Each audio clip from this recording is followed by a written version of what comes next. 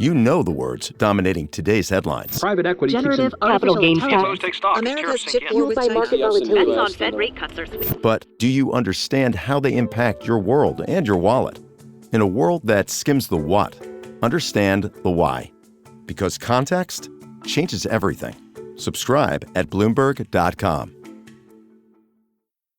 Anyone can follow. It takes something special to be an original. Which is why the 2025 Lincoln Navigator SUV arrives with new ways of surrounding you in luxury, including the ultra-wide 48-inch panoramic display and the multi-sensory Lincoln Rejuvenate experience. A true original never stops evolving. So meet the 2025 Navigator, the original that's all new and better than ever.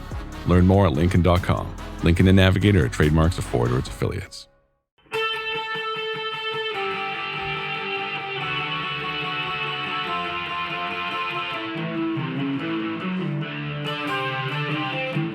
This is the Daily Blast from the New Republic, produced and presented by the DSR Network. I'm your host, Greg Sargent.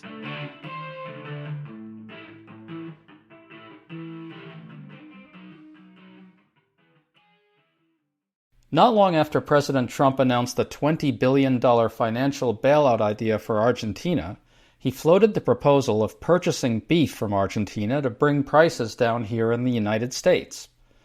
This enraged American beef producers. It also produced a backlash from farm state Republicans. But to our mind, the most interesting response came from a Wyoming farm, which posted a long lament on Twitter professing love for Trump but urging him to change course and warning of a deep betrayal. Is Trump finally screwing over his own supporters so badly that they're actually getting angry about it? And what does that mean for this political moment? We're talking about all this with Matt Hildreth, a Democratic operative who runs ruralorganizing.org and whose own family has been in farming for generations, including in cattle farming. Good to have you on, Matt. Thanks for having me. I always like to be here with you. So beef prices are running high. Ground beef is up 15% this year. Trump is clearly worried about this. So he said the following to reporters on Air Force One this week, quote, "We would buy some beef from Argentina. If we do that, that would bring our beef prices down," close quote. Matt, this has caused a huge eruption. GOP senators were blindsided. They were angry that he's looking to deal with one of the main competitors of U.S. beef farmers. Can you explain the basic situation here? For the last couple of years, there's been a lot of uncertainty in the agriculture markets. And I think a lot of people knew that Trump was going to go after China with the soybeans.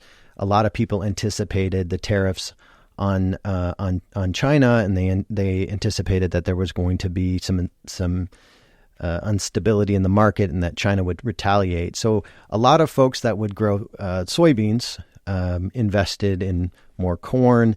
They put their investments in beef. You know, farmers are really smart and they know how to anticipate challenges, and so they diversify just like anybody would diversify their investments. And so a lot of people stepped back a little bit from the beans and said, you know, we might not be able to sell as many soybeans to China in the next coming years because Trump's been talking about that forever. So we're going to put our money into beef and into corn.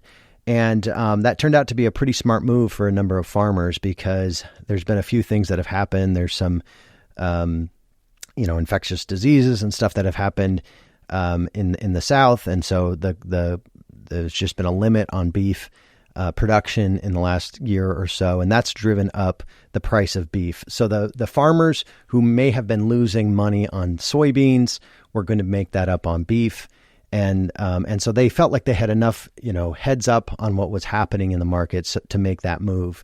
And now you have Donald Trump, who's just kind of off the cuff or seemingly off the cuff, talking about importing beef from Argentina. And that would put American farmers in direct competition with the beef coming up from South America. And that's going to bring down the price of beef. Now, the reason why that causes so many problems is because, especially for the farmers that raise cattle, this is people that are ranchers. They don't actually make a lot of money most years. Most years, people who do cattle lose money or they just barely break even. But every once in a while, you have a year that's going to pay all of your bills, pay all of your debts. And that was going to be this year, right? This is the first, really good, positive thing in the market for farmers. Now, for consumers, it's a problem, but for farmers, they're going to be making back their money this year. So when Trump is throwing this uncertainty out of nowhere into the markets, it's absolutely hitting farmers when they're already kind of down. They're already kind of uncertain about where things are going, and it's really pulling out the rug from them on that last lifeline that they had, which was the beef prices that were supporting them. Well, Meriwether Farms, which is in Wyoming, posted a striking lament on Twitter. "Dear President Trump," it said, "we love you and support you, but your suggestion to buy beef from Argentina to stabilize beef prices would be an absolute betrayal to the American cattle rancher." The statement went on to say something really cutting as well, Matt. It said, "Helping people abroad before solving problems here puts America last." That's going to sting because it's a direct repudiation of MAGA, Make America Great Again, and I think they intended to get into Trump's head that way. And by the way, this statement's gotten a lot of press play, so I would not be at all surprised if Trump has heard it. Your thoughts on all this?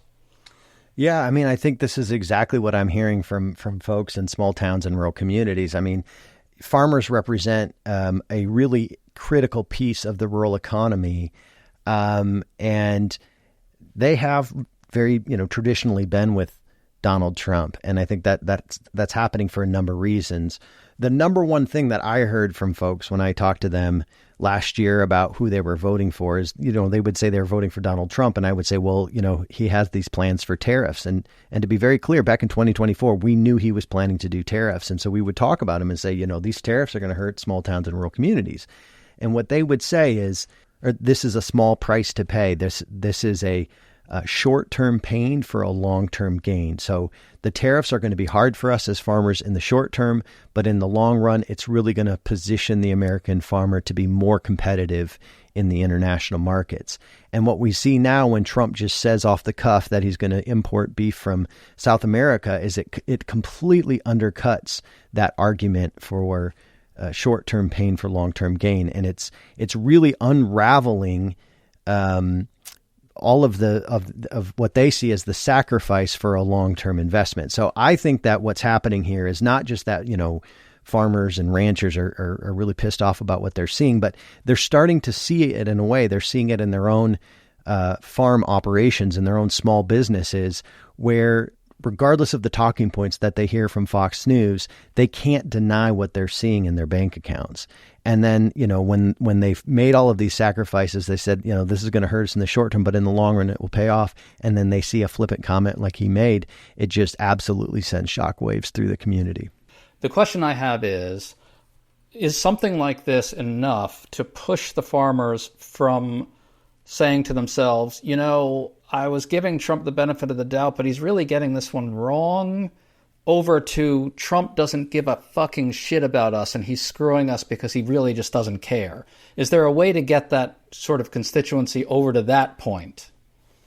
I think it's a slow process, and I think it is an uphill climb. I'm not going to lie. I mean, I have spent the last several years working in small towns and rural communities, and the decline in rural America that Democrats have seen took generations to get there. It took decades for that decline to really play out, and it's not going to get turned around in any one moment. But I am seeing something change, and I'm actually very skeptical. Like I am very critical of the I would sometimes hear in the past that people thought, if we just run an ad campaign, or we just do this one small investment, we're going to see a change. And I was always like, no, it's going to take a ton of time to get us out of this. But I am actually starting to see things turn around quite a bit. And it's not going to be all at once, but it's kind of one person at a time. And one thing I always remind folks is that farmers are just one piece of the rural community, but they are an incredible voice in rural America. Farmers are some of the most trusted people when it comes to local messengers. When we look at our polling, who do you trust most? It is the farmer. And so there's not actually a ton of farmers in rural America anymore. The industry has been largely consolidated. But when the farmers are pissed off, people hear about it and they pay attention. And right now, people, whether they're actively involved in agriculture, or just their grandparents were actively involved in agriculture and maybe now they work in healthcare, they look at what's happening and they see it for what it is. And they see that Donald Trump has to make a choice, and his choice is either is he going to screw over his billionaire friends in Argentina, or is he going to screw over the farmer, and he's picking the billionaire. And I think that when we look back at the polling the last couple of years, the most popular message in rural America was that we need to end the corruption in Washington, D.C., and Donald Trump's message about draining the swamp has been the most popular message that we've seen in rural America across the board. And I think that people are starting to see this corruption and the fact that, the only people that seem to be benefiting right now are Donald Trump's, billionaire friends. And I think that's something that's cracking through. And I don't know if it's going to be a dam break, but I think the margins are starting to shift in places that I actually would not have expected. And I think that's a really good thing. To stay up to date on all the news that you need to know, there's no better place than right here on the DSR Network. And there's no better way to enjoy the DSR Network than by becoming a member. Members enjoy an ad-free listening experience, access to our Discord community, exclusive content, early episode access, and more. Use code DSR2025 for a 25% off discount on sign-up at thedsrnetwork.com/buy. That's code DSR2025 at thedsrnetwork.com/buy. Thank you, and enjoy the show.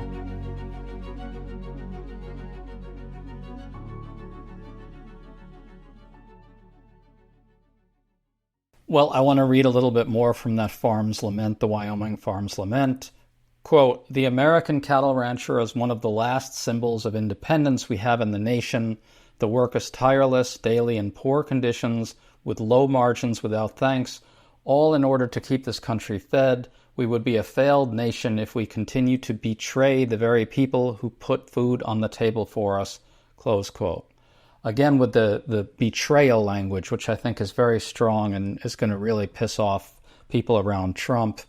The valorization of rural America and farm country as something kind of uniquely American is often absurd, and this statement trades in that a little bit, but Trump and MAGA traffic in that very heavily themselves, and I just got to wonder whether a situation like this one kind of drives home to more people in rural America, maybe beyond just the beef farmers, kind of the make-believe quality that Trump's pro-rural posturing has.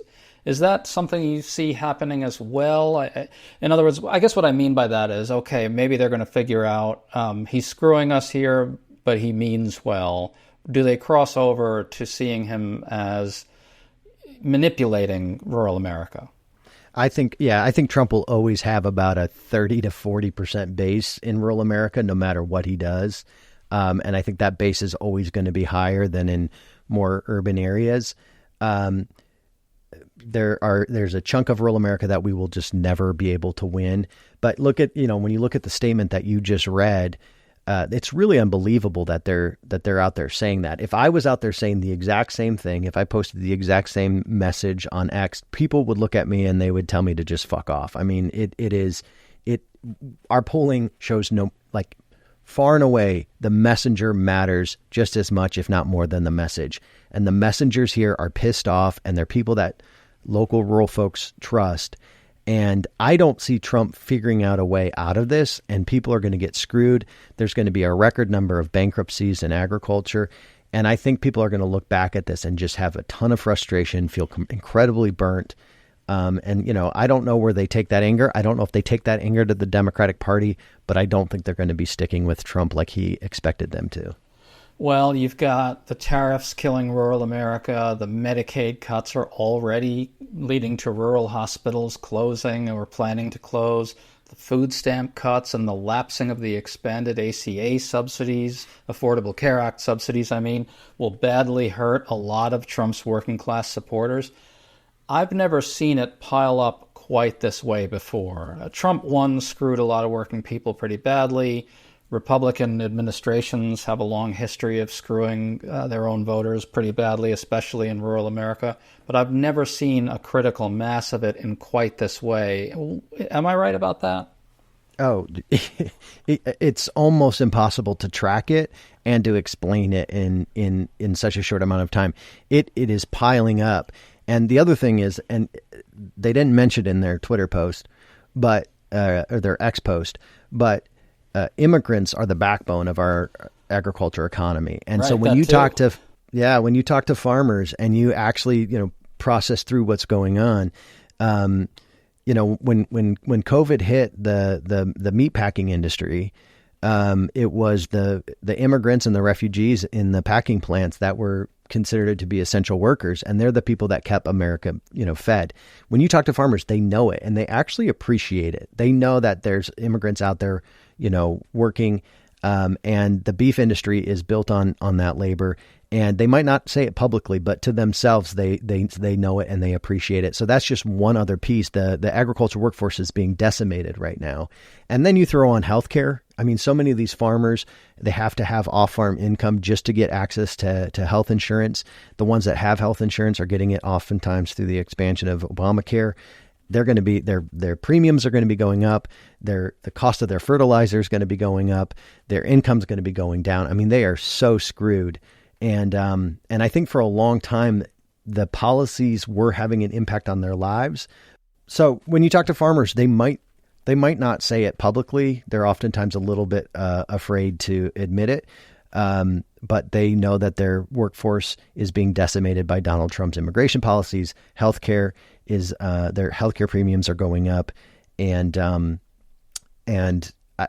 for a while, Trump was able to hide how his policies were impacting people because Fox News would, come up with some sort of talking point. They would somehow blame Democrats for something Trump did, but that's not happening anymore. And it's just so overwhelming that I think people are starting to realize that they've been had a little bit. And I don't know that they're going to admit it publicly, but I think we're going to start to see it even in the places where,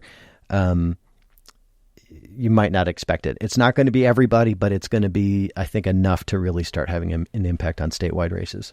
Well, speaking of statewide races, we've got a big gubernatorial election in Virginia in November, a lot of state legislative seats as well. Do you think that we're starting to really see the manifestations of a rural turn against Donald Trump, or if not quite that, a rural cooling on him that could actually matter in an off-year election in which turnout is low?